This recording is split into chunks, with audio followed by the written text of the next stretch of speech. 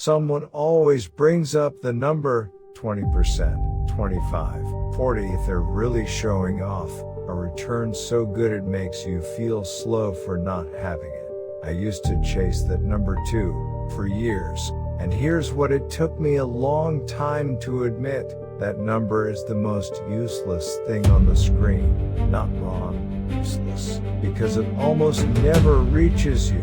Let me show you why and then I'll show you the number that actually decided whether I was free. Here's the lie hidden inside every return someone brags about. They tell you the top line, gross, the shiny percent before anything is taken out. But money doesn't travel from that number to your pocket in a straight line. It gets eaten on the way. First, tax takes its cut. Then the cost nobody mentions, the fees, the maintenance, the thing that breaks the week after you celebrate. And then the quietest thief of all, time. A 20% return on a tiny amount over one lucky year is a story. The same 20% year after year on real money. That's something else entirely. Most people borrow the first story and pretend it's the second. So by the time that beautiful number finishes its journey, what actually lands in your hands is a fraction of what was advertised. And there's a second trick hiding in plain sight, the size of the bet. It's easy to post a huge percent on a small amount for a short time, when nothing is really at stake. Double a little money in a good month and you can call yourself a genius, but that same percent gets much harder to repeat when the amount is large.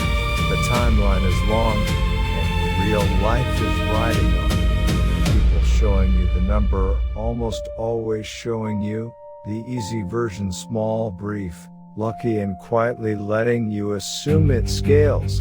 It doesn't. A return that looks effortless is usually one that never had to survive anything. I've watched this happen in my own businesses. The line on the spreadsheet says one thing, what's left after everything is paid says another, and the gap between those two is where most people fool themselves for years. I know, because I was one of them. So if the return isn't the number, what is? For a long time I didn't have an answer. I just kept trying to push the return higher, find a better bet, a smarter system, a bigger swing. And every time I pushed it higher, something pushed back. More risk, more stress, more nights where I couldn't sleep, because the thing I couldn't control was deciding my life. Then one day I asked a different question. Not how do I earn more, but how much of what I earn do I actually keep? That number has a name.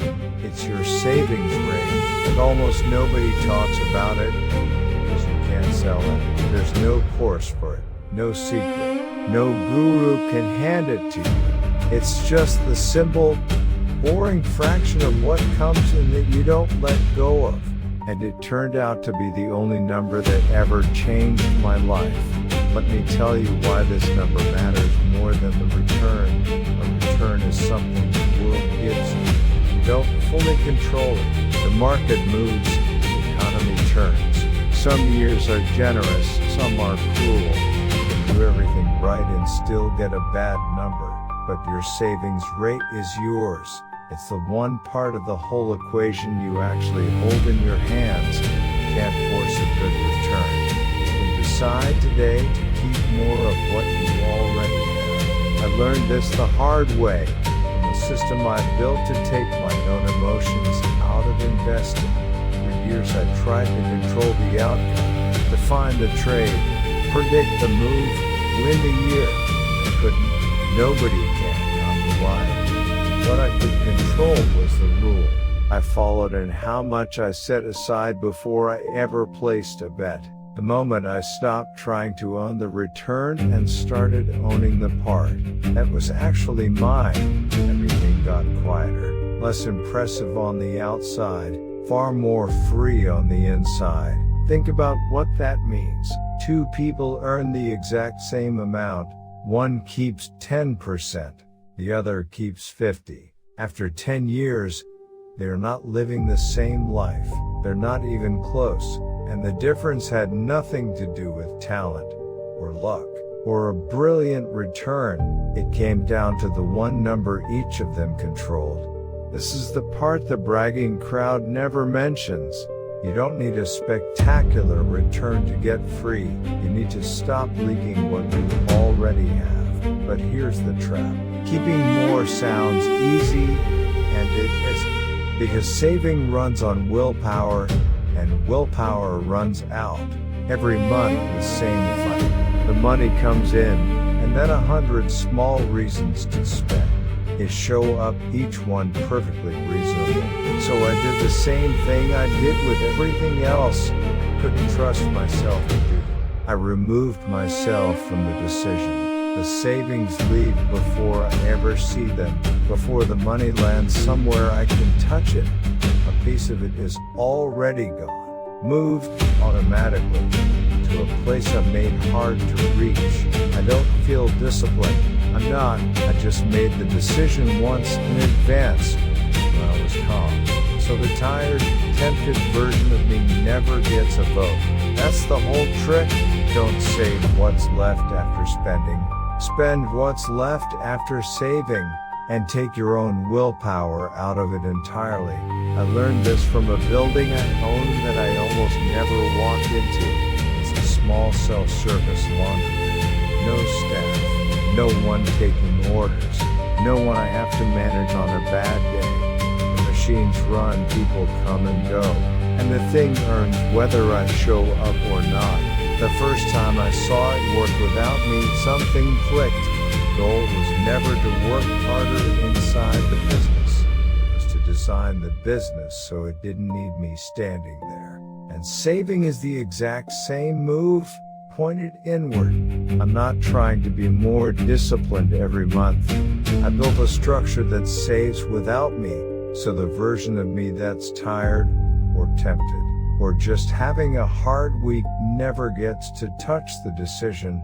Remove the person and you remove the failure point.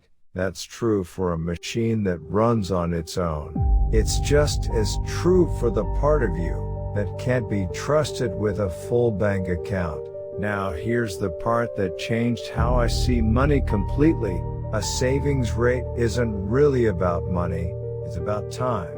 Every amount you keep is a number of days you don't have to work. That's all money ever was, stored days of freedom. So when I look at what I've saved, I don't see a balance anymore. I see a question. How many days does this buy me? How many mornings where no one owns my hours but me? A high return might buy you a nicer thing.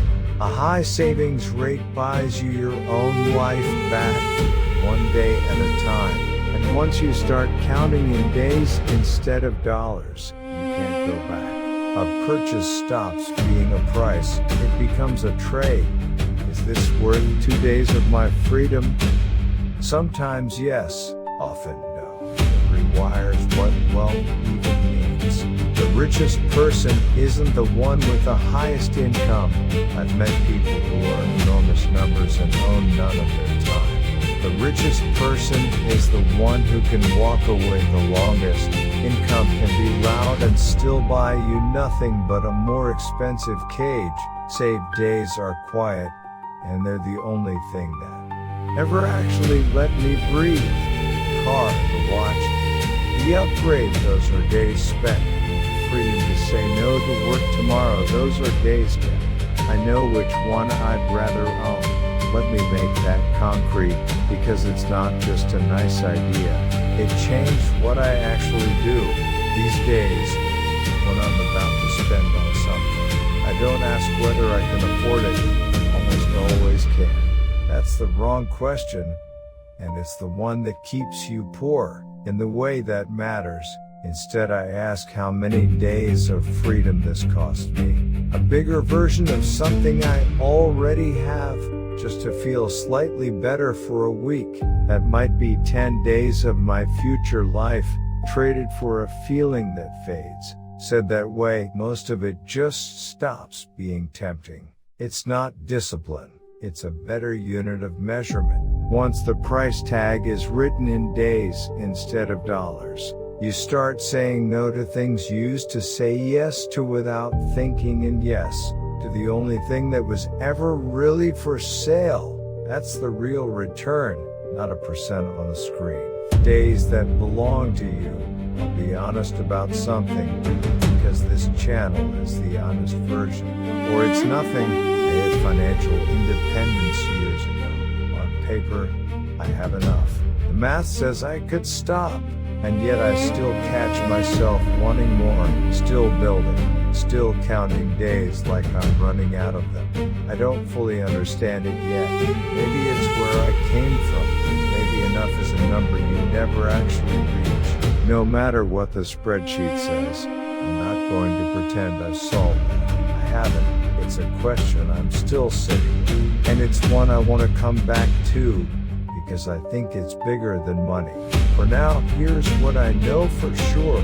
Stop chasing the number everyone brags about. It's a story, and most of it evaporates before it reaches you. Watch the number nobody mentions instead. Not what you make, what you keep, because that's the only one you control, and the only one that ever bought me a single free day. I'm not telling you this from the top. I'm telling you from the climb. I'm still building my own ladder, one rung at a time. Steel isn't born, it's forged. And so is freedom's sake, one day at a time. Next time, the most expensive thing you'll ever lose isn't money, it's time. And I lost 4 years of it before I understood what it actually cost.